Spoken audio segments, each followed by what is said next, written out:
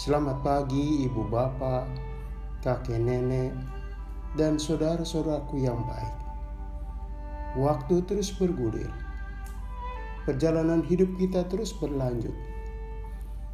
Ada yang sehat, ada yang sembuh dari sakit, ada pula yang tengah menantikan pemulihan dan kesehatan. Dalam keragaman itu, kita tetap bersyukur dan berterima kasih kepada Allah, pemilik kehidupan. Firman Tuhan yang kita renungkan di hari Minggu ini, 1 Korintus 6 ayat 9-10.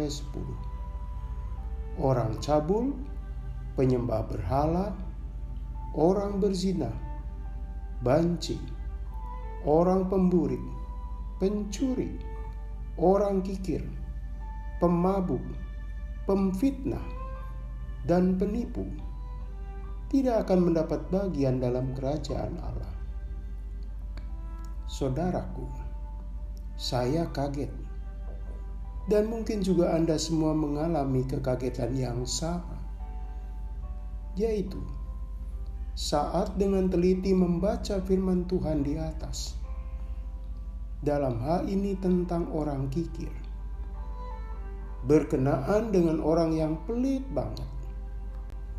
Pertama, kaget bahwa orang kikir digolongkan pada kotak yang sama dengan pencuri, penipu, pemabuk, penyembah berhala, orang cabul, tukang fitnah.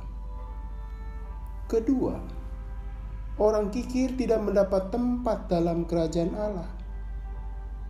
Sampai begitu jahatkah orang kikir, sehingga pintu kerajaan Allah tertutup bagi mereka? Saudaraku, ayat ini tertuju pada orang beriman di kota Korintus. Jemaat kota ini sebenarnya jemaat cukup makmur. Di sana terdapat orang-orang yang secara finansial tidak berkekurangan. Sayangnya, jemaat ini yang membuat kecewa Rasul Paulus. Dalam kekayaannya, warga jemaatnya sayang sekali tidak murah hati. Ketika jemaat di Yerusalem amat membutuhkan bantuan, warga jemaat di Korintus tidak tanggap, tidak tergerak hatinya untuk membantu. Miskin sikap solider. Mereka tidak mengulurkan tangan dan berbagi. Berbeda dengan jemaat di Makedonia, kecil dan sederhana, tapi betapa besar kepeduliannya, sehingga terhimpun bantuan buat saudara seiman di Yerusalem. Yang besar dan kaya kikir, sedangkan mereka yang sederhana malah kaya dengan kemurah hatian. Terbalik-balik, saudaraku. Kita bertanya-tanya, mengapa orang kikir harus kehilangan tempat dalam kerajaan Allah? Ya, mengapa? Cuma pelit saja harus kehilangan sebuah bagian indah milik Allah. Saudaraku, orang kikir adalah mereka yang hidup untuk diri sendiri. Pusat perhatian cuma dirinya sendiri. Pada dasarnya, hatinya tidak mencerminkan hati Kristus yang penuh belas kasihan. Kita tahu Kristus sangat mudah jatuh kasihan berjumpa dengan mereka yang kesusahan. Selain itu, orang kikir sebenarnya juga tidak percaya pemeliharaan Tuhan. Mereka dibayang-bayangi ketakutan bahwa dengan berbagi maka hidupnya terancam. Dengan berbagi dihantui kecemasan akan hari esok. Saudaraku, kita tentu ingat sosok janda di Sarfat. Dia berbagi dalam kekurangannya. Roti yang dipunyai adalah makanan terakhir untuk anaknya.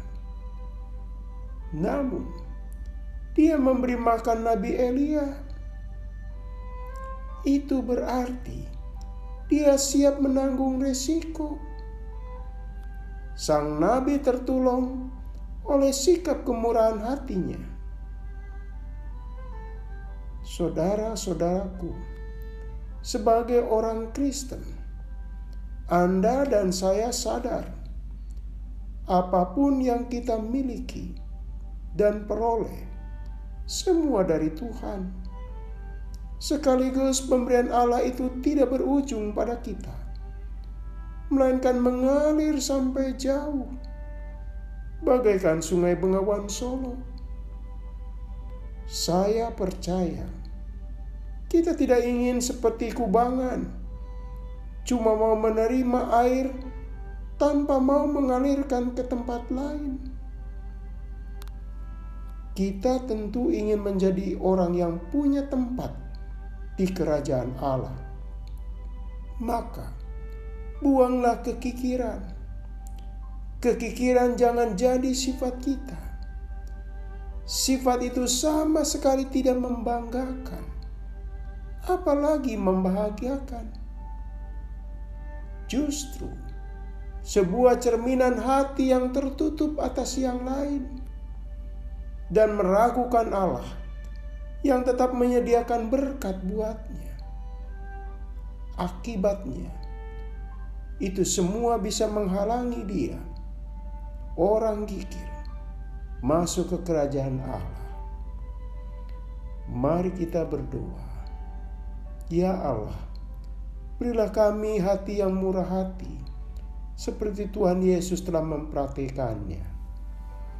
Dalam nama Dia kami berdoa. Amin.